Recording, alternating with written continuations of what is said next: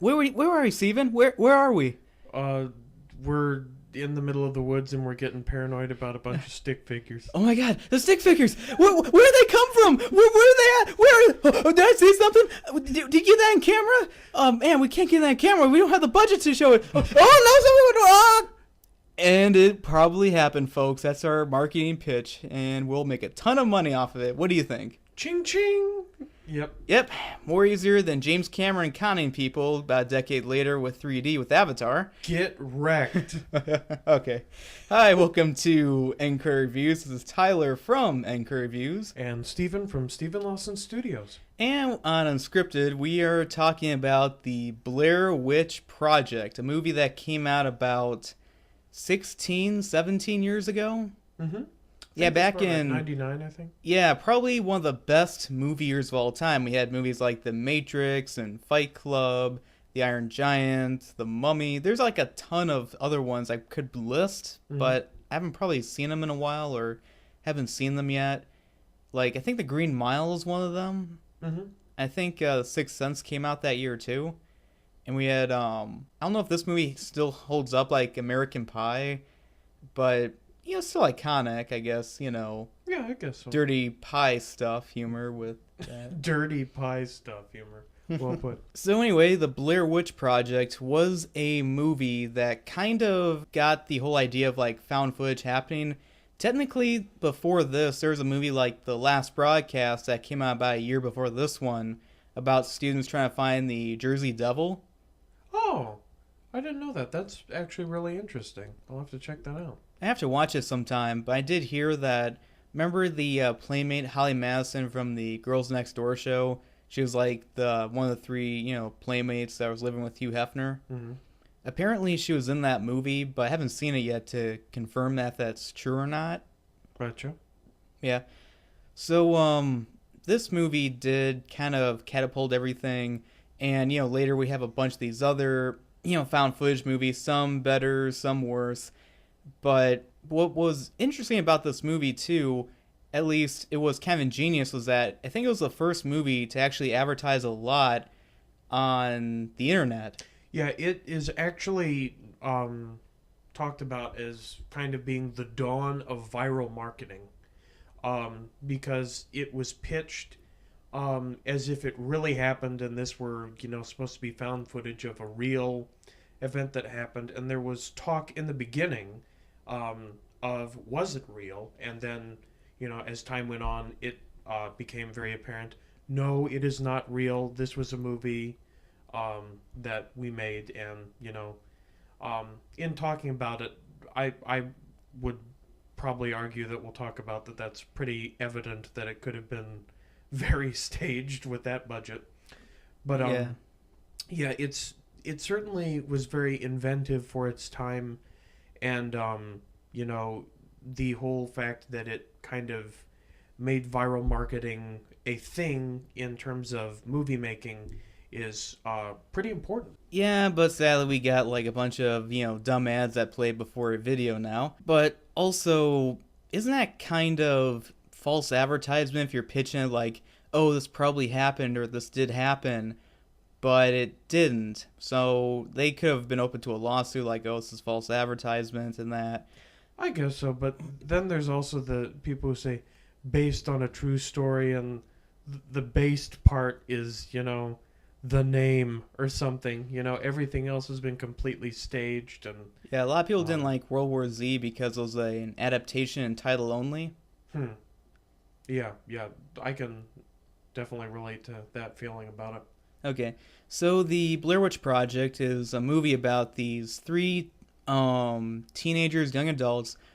They actually have their real names in the movie. We have Michael C. Williams, Joshua Leonard, and Heather Donahue. Is it Donahue? Okay, I got it right. Yes. Yeah, these people are going to this local area, probably on the East Coast, and they're investigating someone called the Blair Witch, and they're interviewing other people in the town. And they're going out for the woods and, just looking around, and they get lost. And this, is before GPS was highly accessible. Hmm. So this is plausible, back then. But now it's like, okay, seriously, how do you not get a signal? Right. I'd like to comment for a minute on, in the beginning there, I thought it was pretty strong and lended some credibility to the whole "is this real" thing, about how they basically interviewed the locals and, well, most of the locals. There were a couple that were kind of obvious that they were actors. One of the situations I'm pointing at is there were two guys fishing, and one Mm-hmm. of them looked like he came straight out of, theater class to film the student project, and he kind of looked out of place. But other than that, it was pretty believable, and so they were. The point of this was, I think, like a thesis or something about investigating on the Blair Witch, and there was also murmurs, which kind of lend an interesting possibility for the story in realism as opposed to just a real witch. That there was also a serial killer who apparently grabbed kids in the woods and killed them. Um, yeah, Jared Fogle. No, Oh, oh yeah, but did you hear about there's these clowns that have been luring people into the forest recently? luring people into the forest. I have not. I've seen there's like, footage of clowns that ominously stand around in like California, but Well, I did hear that somewhere in America that there's these people dressed up as clowns that are trying to lure kids into the woods. Ronald McDonald's organ donation program. Uh, but anyway, they go into the woods, and throughout time, it's like, okay, these are a trio of very unlikable people. It's just one of those characters where, usually protagonists are characters supposed to care about, but with this case, it's kind of, yeah, I don't like these people. But, they started to become very unlikable to me. But then further investigation, they come across this whole forest section of these stick figure things. And when I saw this, I was thinking to myself, okay, do we just run into some art school rejects project or something? Yeah, that is a good question, and I mean, they were definitely kind of cheap, inexpensive, atmospheric scares, which is I mean to a certain extent good because I mean there's a modern complaint about how so many movies are just jump scares like Paranormal Activity or something. Yeah, it's a bad cliche in horror. Yeah. Um. So yeah, where were you going? Yeah, but what I was saying is that my biggest problem with this movie is that they don't never show the Blair Witch. And I know people say, oh, it's part of imagination, less is more. Mm-hmm. But the thing is that I do believe in build up and maybe heavy mystery. But after a while, it's like, okay, stop teasing me, actually show me something. Mm-hmm. And I feel like the people who made up that whole phrase of more is less are the same kind of people who or probably didn't have the budget to show the monster, but they said, oh no, it's a artistic thing. We're not going to show it because it'd be more effective that way. And then people, started to buy into it. And I know we got atmosphere and that sort of thing. Like the classic Universal monster movies had a lot of atmosphere, but they showed us the monster. We saw the Frankenstein monster. We saw Dracula. We saw the Wolfman eventually. They did have atmosphere, but they actually showed us what we're supposed to be afraid of. Mm-hmm. And it's hard to be afraid when you don't really see the obvious threat. When we're watching this, it's like, okay, these people are just overreacting, which people do on the internet all the time. What? But also, kind of quote one of my favorite directors, Stephen Sommers, who directed The Mummy and Van Helsing. He said, I don't believe in more is less. More is simply more, something like that. But you get the idea.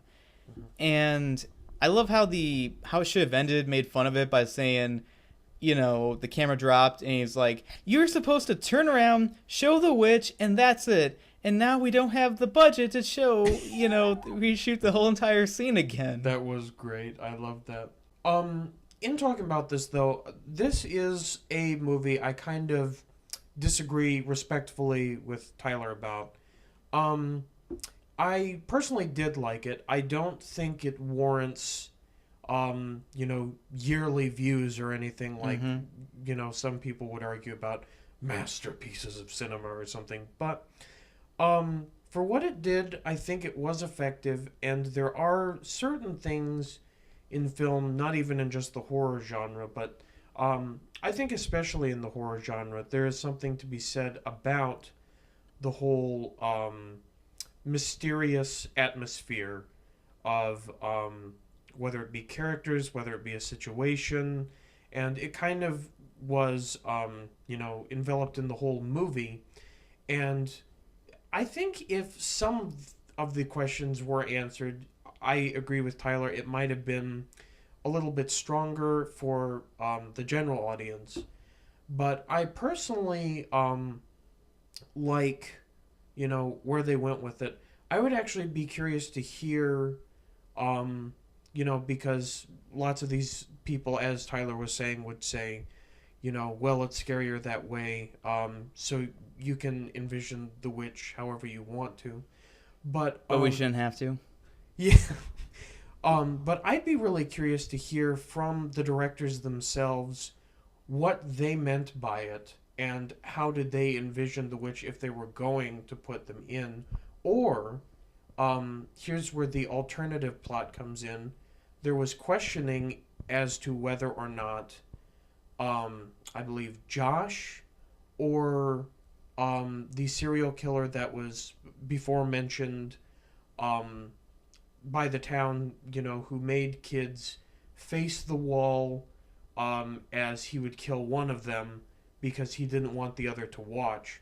And in the Mm-hmm. very last scene, that happens with a grown man, and I think it was Mike in that One of situation. them.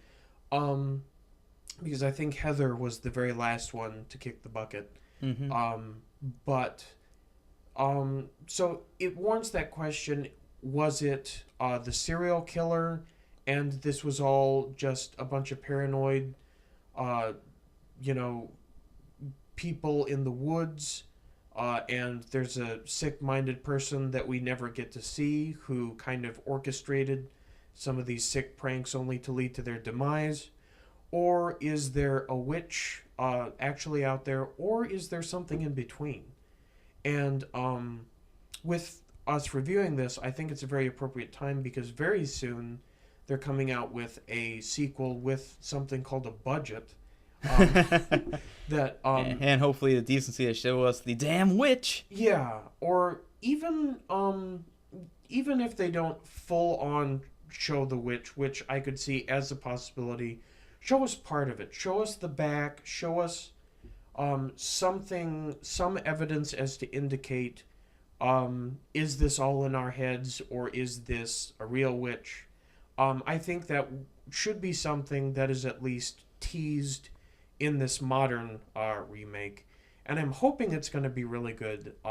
James Wan, I think, is the one directing it. I don't know if it's James Wan. I think it's the guy who directed this horror movie called You're Next. It was Oh, a maybe you're right. yeah, it was one of those copycat movies where it came out the same year as the Purge movies, two movies about a family trying to fend off home invaders who are mass killers and that. Hmm. But anyway, I will say that when it comes to actually showing us something, would be like Cloverfield's the best example because we didn't see the monster right off the bat. But the thing is that gradually through time, we saw a little bit and a little bit more of the monster. And then finally, in this awesome shot, we see the monster. And that is how you do a reveal. That's how they should have done it in this movie. And I know they didn't really have much of the budget. At least they could have showed us a little quick thing at the end. Would have been cool, at least. I probably would have been able to forgive a lot of it. Because I remember watching this movie, I found myself fast forwarding through, bits and pieces when they're just in the woods. 'Cause I'm like, there's like nothing happening, It's just a bunch of character development where they're just whining about being in the forest and being unlikable douchebags. Well, you didn't do that in the first viewing, did you? Like, the first time you saw it, you watched it the whole way through without fast forwarding like 5 minutes, didn't you? Well, I just fast forward to like maybe 2 minutes worth. or something like that. Just some, yeah, it was just like very passable dialogue. I was trying to watch it, I was like, I was like, I guess I can understand that. I just feel like um you actually have to sit through the whole movie, whether it's painful or not, to get a full clasp of it. But I mean, if well, except Adam Sandler movies. yeah, that's true. There are certain cancerous films that, uh, for our own safety, we need to either have access to immediate chemotherapy or, just do the right thing and leave behind. Or just watch a Christopher Nolan movie to cleanse yourself. Yes, absolutely. Any of them. But anyway, so what would you give this movie, Steven? Well, this one is a special one to me, and a foundation for movies like Cloverfield and gosh, I'm drawing a blank on that other one, Chronicle. Chronicle. You're forgetting the big one, Paranormal Activity. Yeah, not so much that one. That's the one that the culture vultures were hopping onto. But to me, that was the weakest example. But basically, I'll talk real quick. I really loved Cloverfield. That's my favorite of I like these that found one a lot footage too. ones. And it, I think, as Tyler was saying, did a couple things right that maybe this one didn't. But all that being said, I still did really like this. I liked, some of the mystery about it. I like the lingering questions, and I like that it is going to be re-examined by a new generation in what may be or what's coming out later this month, and I'll be very curious to see how that goes. For this one, however, I would say that this film deserves about an 86%. I think that's fair. Okay. Personally, I think this is just my opinion, but I think it's probably one of the most overrated movies I've seen. Like, I didn't really, care much about it. I didn't really have that much hype watching this movie. I watched this long before it came out, at least 10 years after it came out. So all the hype was gone. And I knew it was an iconic movie. I've seen some of the iconic stuff that people maybe parodied or whatever. And watching it, I'm like, I just felt kind of bored. I wasn't really that scared throughout the movie. Even during scary parts, it's like, oh, some stuff happening. And then I got excited at the end, and then it's like, that's it? Mm-hmm. And, but also, scares you. I know when people were saying, like, oh, you had to be at that time, you had to see, like, the whole thing of, oh, is this real? But a movie generating on just a gimmick, in my opinion, doesn't really hold up that well. Like, remember movies like Jaws 3D and Friday the 13th 3, their gimmick was, oh, it's in 3D. And when most people watch it nowadays without the 3D, it looks dumb. I mean, with the 3D, it looks, okay, this is cool. At least we got some stuff popping out like it's supposed to be. But what I was saying was that I just didn't really think this was really that scary. And I feel like we should actually see a monster. We should show us eventually. Like, I'm for atmosphere. I'm for building up suspense and drama. But you should have the decency to show us the monster or whatever it is on the screen. But I will say this is easily better than Paranormal Activity, which I think is a flat-out bad movie right Amen. there. Amen. Yeah, but I don't think it's on the same quality as like Cloverfield and Chronicle, which is my favorite found footage movie, Chronicle. And hopefully that gets a sequel. But anyway, I will say that Blair Witch Project, I understand why it's an iconic movie. I understand why people really liked it when it came out. It's probably better than that Book of Shadows movie. I haven't seen it, but... Oh, you haven't seen that? No, I saw the Nostalgia Critic review on that. Oh my gosh, that was not good at all. It literally felt to me, maybe I'm misremembering it, but I remember seeing it soon after the first one.